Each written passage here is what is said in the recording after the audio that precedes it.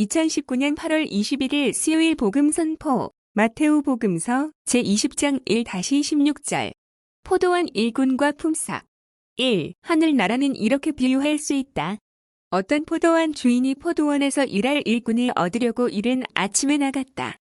그는 일꾼들과 하루 품삯을 돈 한 데나리온으로 정하고 그들을 포도원으로 보냈다. 9시쯤에 다시 나가서 장터에 할 일 없이 서 있는 사람들을 보고 4. 당신들도 내 포도원에 가서 일하시오.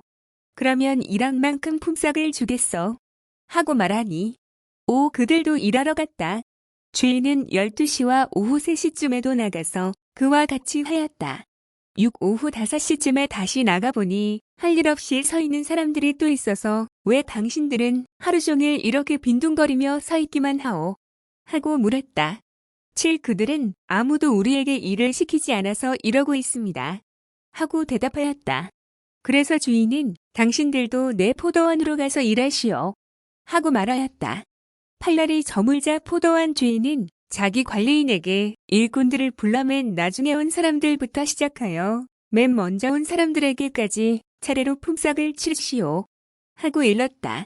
그 오후 5시쯤부터 일한 일꾼들이 와서 한 데나리온씩을 받았다.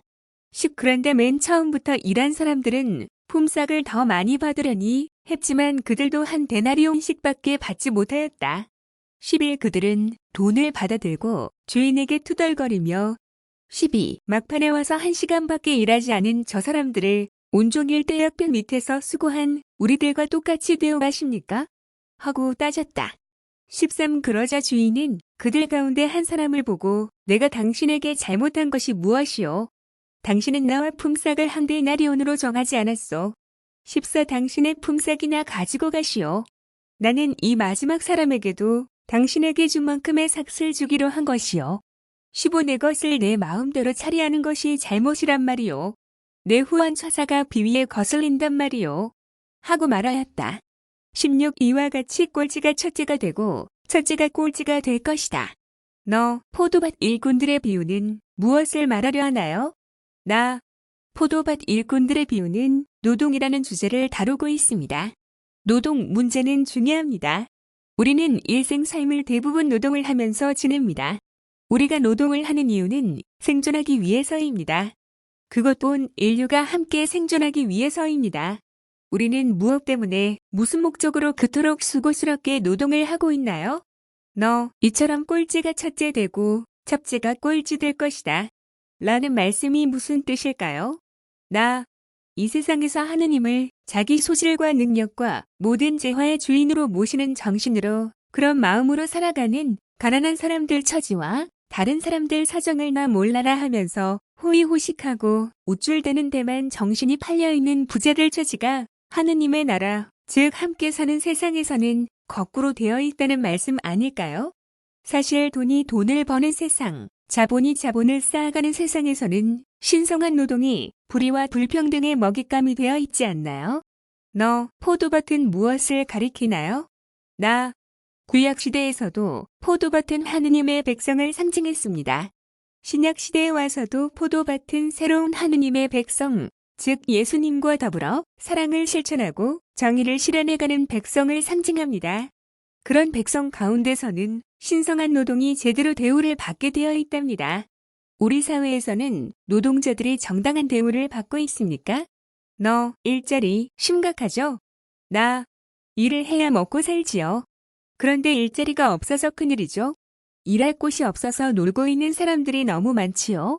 일을 해서 정당한 임금을 받아 먹고 살아갈 권리는 하느님께서 주신 신성한 권리 아닙니까? 그런데 왜 일자리가 부족하기만 합니까? 너 비유에서 주인은 일찍 와서 일한 사람에게나 늦게 와서 별로 일을 하지 않은 사람에게나 똑같은 품값을 지불합니다. 불공평하지 않나요? 나 언뜻 보기에는 불공평하게만 여겨질 것입니다. 그러나 늦게 일하러 온 사람도 가까스로 일할 기회를 잡은 것입니다. 게으름 부리느라 늦게 온 것이 아닙니다. 늦게 온 사람도 식구들과 함께 먹을 양식이 필요합니다.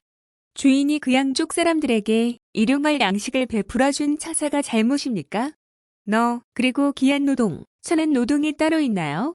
나 하느님 아버지께서 우리 각 사람에게 베풀어 주신 소질과 능력, 그리고 모든 재화는 모든 사람이 골고루 나눔으로써 서로 친해지고 행복하게 살아가라고 베풀어 주신 선물입니다. 맞습니까? 그러니 귀한 노동, 천한 노동이 따로 있을 리 없지 않겠어요? 동일 노동에 동일 임금을 지급해야 한다는 말이 있지만 그보다는 어떤 노동을 하든 동일 노동 시간에 동일 임금을 지급하는 것이 정의롭지 않을까요?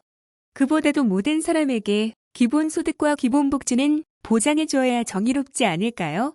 또 어린 자녀를 무상으로 돌보듯이 병자들과 불구자들도 무상으로 돌보아야 정의롭지 않을까요? 어떻게 생각하시나요? 2019년 8월 22일 목요일 복음 선포 마테오 복음서 제22장 1-14절 혼인잔치의 비유 혼인잔치의 비유 1 예수께서 또 비유를 들어 그들에게 말씀하셨다. 2. 하늘나라는 어느 임금이 자기 아들의 혼인잔치를 베푼 것에 비길 수 있다. 3. 임금이 종들을 보내어 잔치에 초청받은 사람들을 불렀으나 오려 하지 않았다. 4. 그래서 다른 종들을 보내면서 초청을 받은 사람들에게 가서 이제 잔치성도 차려놓고 소와 살찐 짐승도 잡아 모든 준비를 다 갖추었으니 어서 잔치에 오라고 하여라 하고 일렀다. 5. 그러나 초청받은 사람들은 대수롭지 않게 여기고 어떤 사람은 밭으로 가고 어떤 사람은 장사하러 가고 6. 또 어떤 사람들은 그 종들을 붙잡아 때려주기도 하고 죽이기도 했다. 7. 그래서 임금은 몹시 노하여 군대를 풀어서 그 살인자들을 잡아 죽이고 그들의 동네를 불살라버렸다. 8. 그리고 나서 종들에게 혼인잔치는 준비되었지만 전에 초청받은 자들은 그만한 자격이 없는 자들이었다. 9. 그러니 너희는 거리에 나가서 아무나 만나는 대로 잔치에 청해오너라 하고 말하였다. 10. 그래서 종들은 거리에 나가 나쁜 사람 좋은 사람 할 것 없이 만나는 대로 다 데려왔다. 그리하여 잔치집은 손님으로 가득 찼다. 11. 임금이 손님들을 보러 들어갔더니 예복을 입지 않은 사람이 하나 있었다. 그를 보고 12. 예복도 입지 않고 어떻게 여기 들어왔소? 하고 물었다. 그는 할 말이 없었다. 13. 그러자 임금이 하인들에게 이 사람의 손발을 묶어 바깥 어두운 데 내쫓아라. 거기서 가슴을 치며 통곡할 것이다. 하고 말하였다. 14. 부르심을 받은 사람은 많지만 뽑히는 사람은 적다. 너 세리와 창녀들이 먼저 하느님의 나라에 들어가다니요. 나 하느님의 나라에 들어갈 사람들은 누구일까요? 하느님의 뜻을 실천하는 사람들은 누구일까요? 칭찬받기 좋아하는 우리 같은 사람들일까요? 아니면 사회에서 갖가지로 무시당하고 천대받는 사람들일까요? 편하게만 살려고 하는 우리 같은 사람들이 하느님의 뜻에 따라서 살아가고 있을까요? 아니면 사회에서 무시당하고 천대받는 사람들이 하느님의 뜻에 따라서 살아가고 있을까요?